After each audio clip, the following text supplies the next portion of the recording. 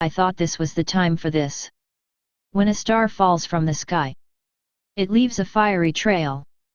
It does not die. Its shade goes back to its own place to shine again.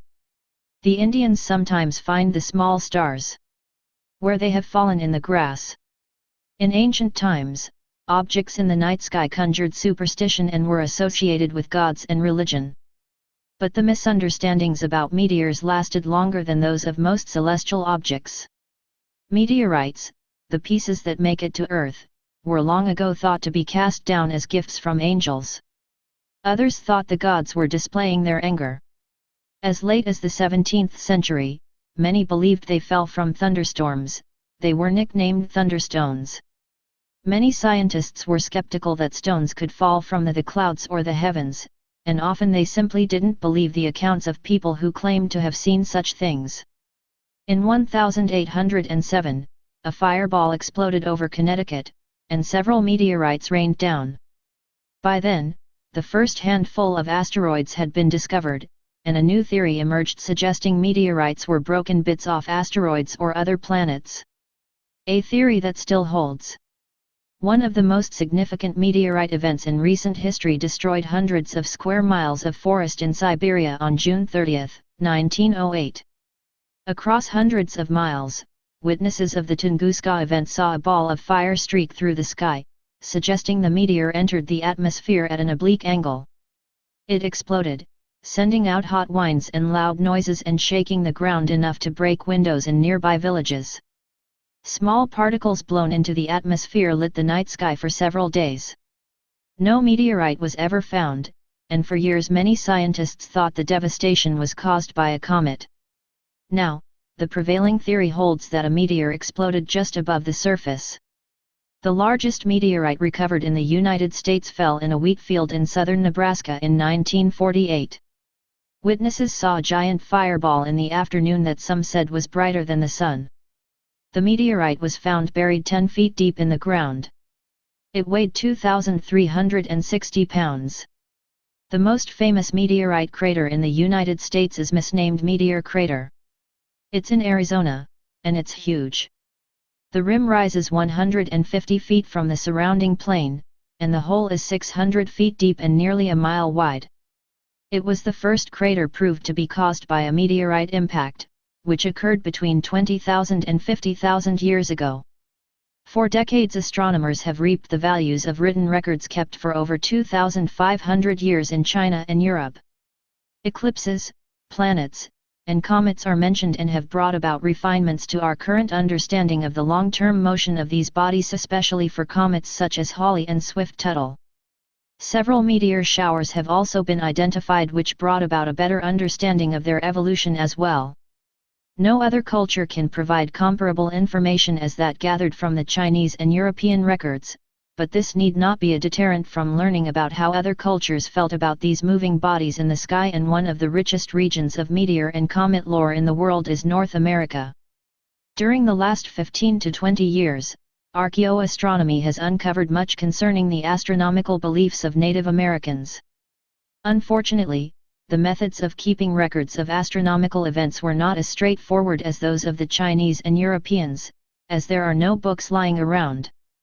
Instead, the methods of record keeping included rock and cave drawings, stick notching, beadwork, pictures on animal skins and jars, and storytelling, most of which are not datable. One of the few datable events among the various records of Native Americans was the 1833 appearance of the Leonid meteor shower. Historically recognized as one of the greatest meteor storms on record, it made a lasting impression among the peoples of North America. The most obvious accounts of the Leonid storm appear among the various bands of the Sioux of the North American plains. The Sioux kept records called winter counts, which were a chronological, pictographic account of each year painted on animal skin. In 1984, Vondel Chamberlain, Smithsonian Institution, listed the astronomical references for 50 Sioux winter counts, of which 45 plainly referred to an intense meteor shower during 1833–1834. In addition, he listed 19 winter counts kept by other Plains Indian tribes, of which 14 obviously referred to the Leonid storm. The Leonids also appear among the Maricopa, who used calendar sticks with notches to represent the passage of a year, with the owner remembering the events. The owner of one stick claimed records had been kept that way since the stars fell. The first notch on his stick represented 1833. Storytelling was a very important method of record-keeping among most Native Americans, and several seem to have been influenced by the Leonids of 1833. A member of the Papago, named Kudux, was born around 1847 or 1848. He claimed that 14 years prior to his birth the stars rained all over the sky.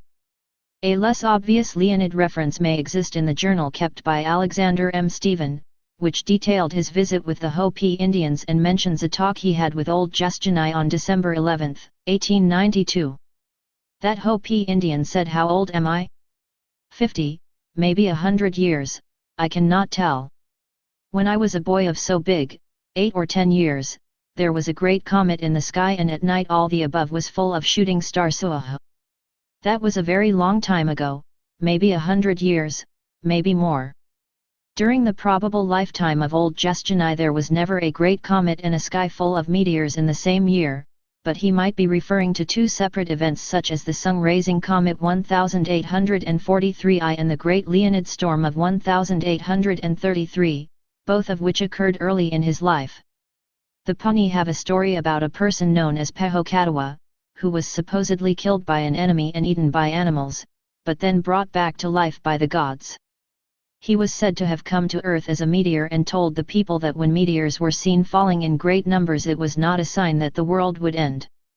When the Pawnee tribe witnessed the time the stars fell upon the Earth, which was in 1833, there was a panic, but the leader of the tribe spoke up and said, "Remember the words of Whaaaatt," and the people were no longer afraid. Although the Pawnee learned not to be afraid, there were Native Americans who feared meteors. Why such beliefs came about is almost impossible to guess, but some of the best examples are as follows. The Blackfeet of Montana believed a meteor was a sign that sickness would come to the tribe in the coming winter, or that a great chief had just died. The Kawazu, California, thought a meteor that started high and fell to the horizon was an omen of sickness and death. The Kaweah thought a meteor was the spirit of their first shaman, Takwich, who was disliked by his people. Takwich was said to wander the skies at night looking for people far from their tribe. When someone was found, he stole their spirit, and sometimes even the person, took them back to his home and ate them. The Shawnee believed meteors were beings fleeing from the wrath of some adversary, or from some anticipated danger. There were other beliefs which generally did not strike fear into the hearts of Native Americans. Some of these are as follows.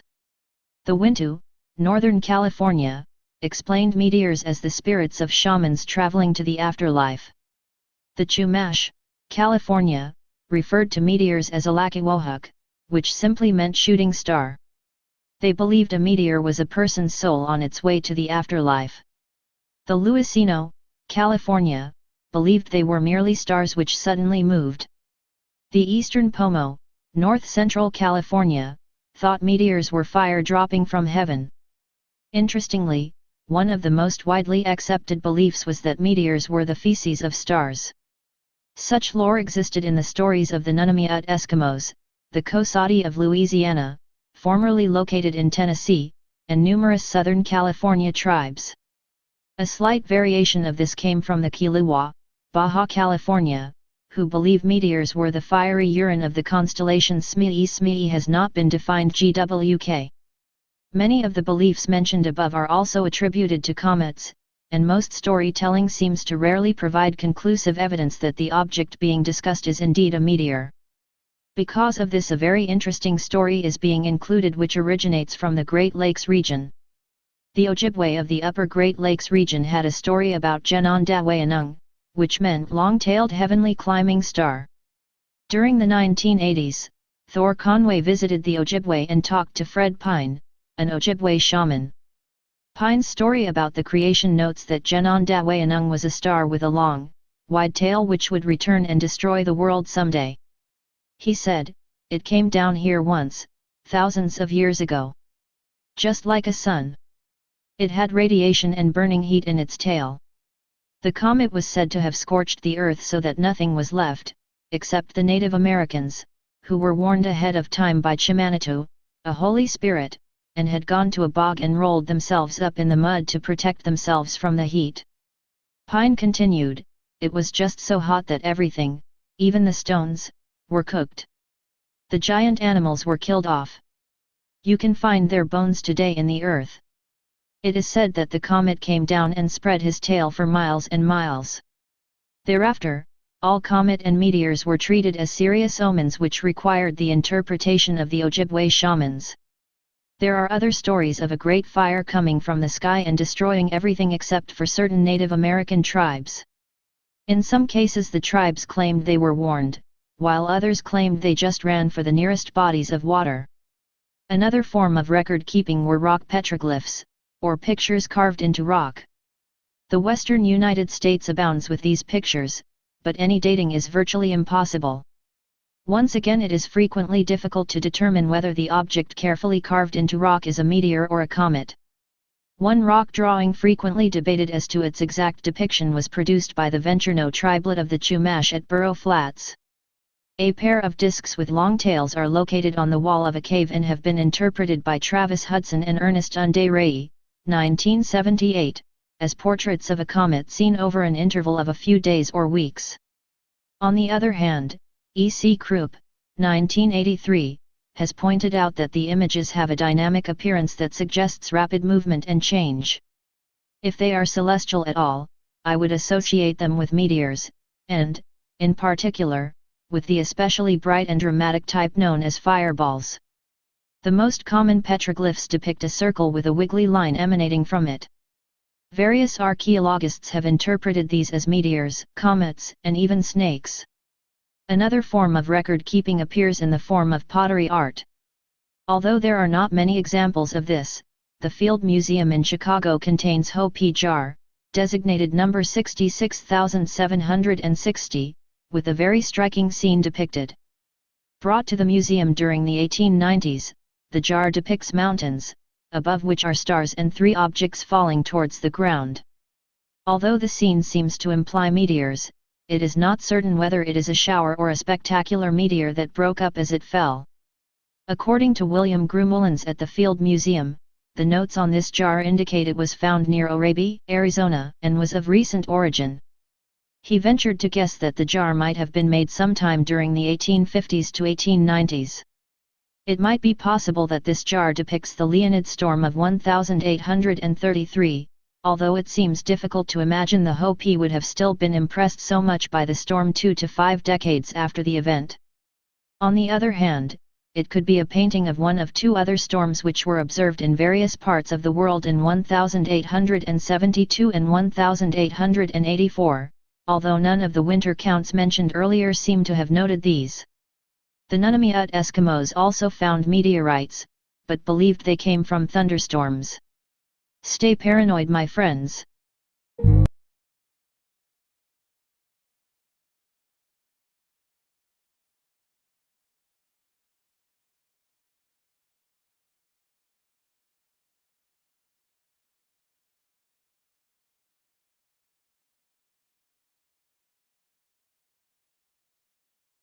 Seek